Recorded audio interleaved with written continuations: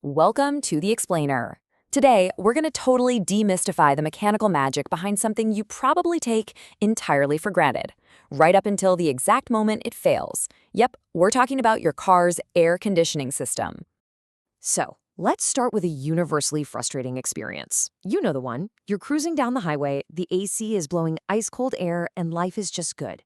But then, the second you hit brutal stop-and-go traffic in a sweltering city, think Houston or Riyadh, it suddenly just starts blowing warm, miserable air. Like, why does that happen? Well, as we're going to uncover, it actually often comes down to a lack of airflow over this specific component at the front of your car, called the condenser. Basically, those small inefficiencies that stay totally hidden at highway speeds, they become painfully obvious when you're just idling there in extreme heat. Here's how we're going to break it all down today. First, the magic of refrigerant. Then, the four-step cooling cycle, the anatomy of a compressor, the silent killer, which is leaks, signs of compressor failure, and finally, protecting your AC system. Section 1, the magic of refrigerant. It's all about physics, not magic. Okay, so here is the absolute core secret to this whole operation. -5 degrees Fahrenheit. That is roughly the temperature where the refrigerant inside your car actually boils. Now, I know that sounds crazy, but you heard that right. It boils at temperatures well below freezing. By manipulating pressure, the system can actually change exactly when this boiling happens, and honestly, that is the absolute secret to moving heat out of your car's cabin. This brings us to a really crucial scientific concept. Phase change. This is just the transition of refrigerant from a liquid to a gas, which rapidly absorbs heat from the surrounding environment. And here is the truly mind-blowing part about all of this. Your AC doesn't actually make cold air. No, really. Instead, it uses high pressure to force a phase change so the refrigerant can absorb the heat from inside the car. Basically, as the liquid boils into a gas, it sucks up all the heat around it, which leaves the air blowing through your vents wonderfully chilled. Section 2, the four-step cooling cycle, the heartbeat of your car's climate control. Okay, let's dive right into this cycle. Try to imagine tracing just a single molecule of refrigerant through these four stages. First up, compression. The low-pressure gas gets squeezed super tightly by the compressor, which significantly raises its pressure and temperature. Next is condensation. That highly pressurized hot gas flows right to the condenser at the front of the car, releases its heat to the outside air, and cools down into a liquid. Third, expansion.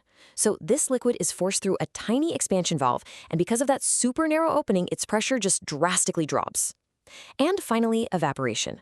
This sudden low pressure allows refrigerant to boil and turn back into a gas inside the dashboard evaporator, absorbing your cabin's heat in the process. Then it just heads right back to the compressor to do the whole shebang all over again. This cycle ends up building a system of absolute extremes. Your car's AC is fundamentally divided into two halves. You've got the high-pressure side, which can reach up to 220 psi and a scorching 175 degrees Fahrenheit. Contrast that with the low-pressure side, where the pressure rapidly drops to around 45 psi, causing the temperature to absolutely plummet. The compressor is really the muscle here. It forces this massive pressure difference, triggering the vital temperature changes needed for the whole system to actually work.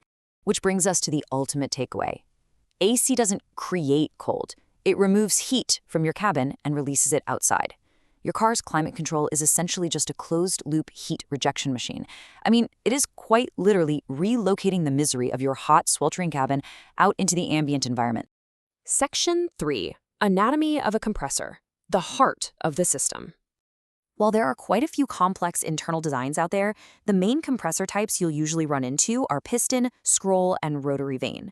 But honestly, regardless of the internal mechanics, they all rely on the engine's serpentine belt to turn a pulley. And to control when it actually pumps, well, the compressor uses an electromagnetic clutch. So when you hit that AC button on your dash, an electromagnet engages the clutch pressure plate. That connects the continuously spinning pulley directly to the compressor's internal pump, forcing the gas right through the lines. Now, what's really fascinating is that the fluid pumping through this mechanical heart isn't the same for every vehicle. Older vehicles commonly use a refrigerant called R134A, while newer ones use a more environmentally friendly standard known as R1234YF. You absolutely have to get this right, because using the wrong type of refrigerant, or even just the wrong amount, for your specific compressor will severely damage the system and completely ruin its efficiency. Actually, it even requires entirely different service procedures and equipment. Section 4, the silent killer, leaks. Why your car bleeds invisibly. So here's the really tricky part. Refrigerant isn't like engine oil. It escapes as an invisible gas, meaning it evaporates instantly and leaves absolutely no puddles on your driveway. So mechanics actually have to hunt down leaks using a few different professional methods. UV dye, for example, is fantastic because it finds tiny leaks visually under a blacklight, but, well, it can take days of driving for the leak to even show up. Then you have an electronic sniffer. That gives you fast, real-time detection, but it can definitely trigger false positives if you have a dirty engine bay.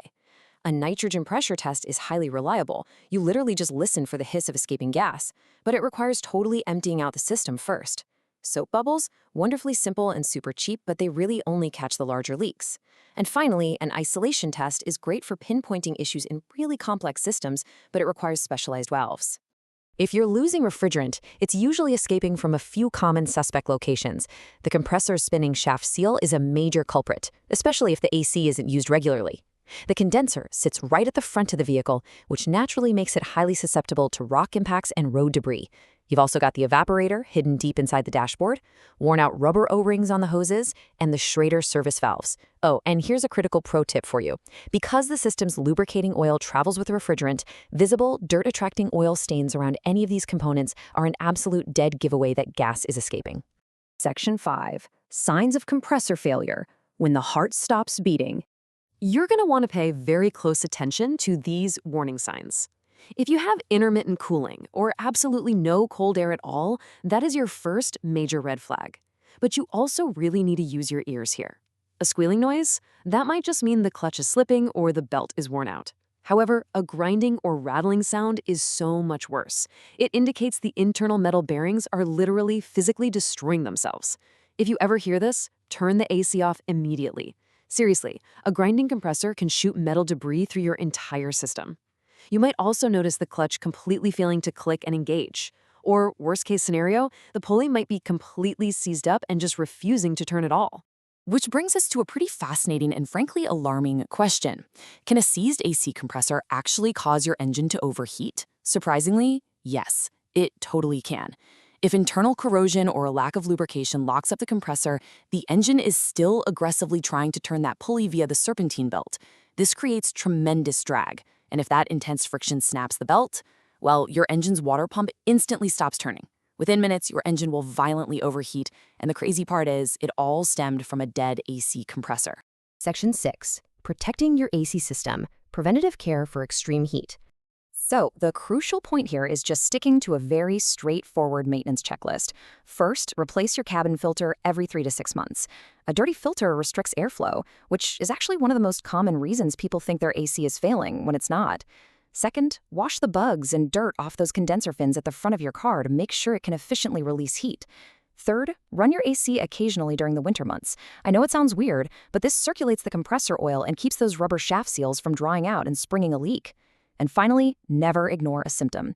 Address weird noises or intermittent cooling immediately. Don't just turn the radio up. Well, we've covered the physics, the incredible 4-step cooling cycle, the mechanical components, and exactly how they fail. So, the next time you're stuck in sweltering traffic and the air suddenly blows warm, will you know which part of the cycle is failing? Armed with this understanding of your car's climate control anatomy, you can absolutely decode those warning signs early, communicate clearly with a mechanic, and ensure you always keep your cool. Thanks so much for joining me on this explainer, and remember to keep asking questions about the machines that move us.